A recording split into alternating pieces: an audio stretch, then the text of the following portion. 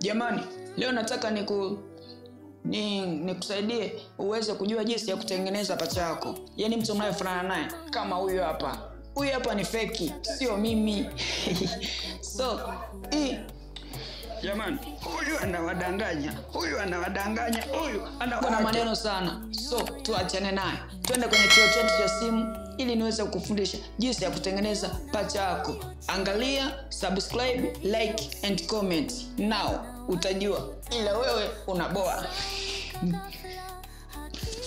Kwanza kabisa hakikisha una application ya kuedit inaitwa YouCut kama hii hapo, hiyo ambayo ya chini hapo kama kuna mkasi fulani hiyo, utaibonyeza.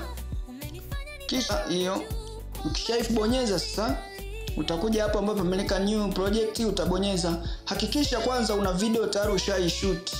Unashoot video zote mbili, yani zote mbili kama hii hapa. Mfano unashoot video ya kwanza kwenye muonekano kama huu, ila eneo liwe lile lile.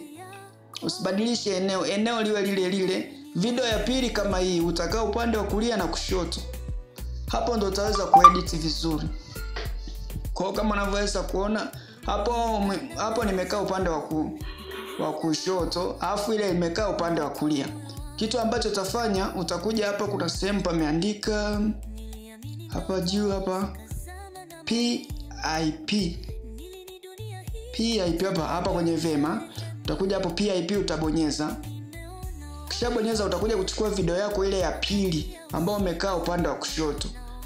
Yaani hakikisha umeshoot kwanza video ukiwa sehemu ile ile. Umetumia simu, kama ni simu umetumia simu yako ikae eneo lile lile, alafu shoot video mbili tofauti.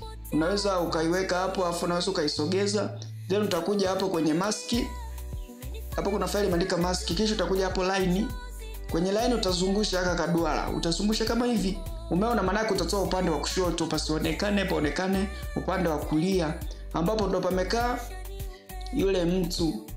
Umeona kama hivi? Yule mtu ambaye yupo ile video ya kwanza ambao mtu amekaa upande wa kulia kama hivi. Umeona? Kwa maana yake hii huku tumeifuta. Unaona kama hivi?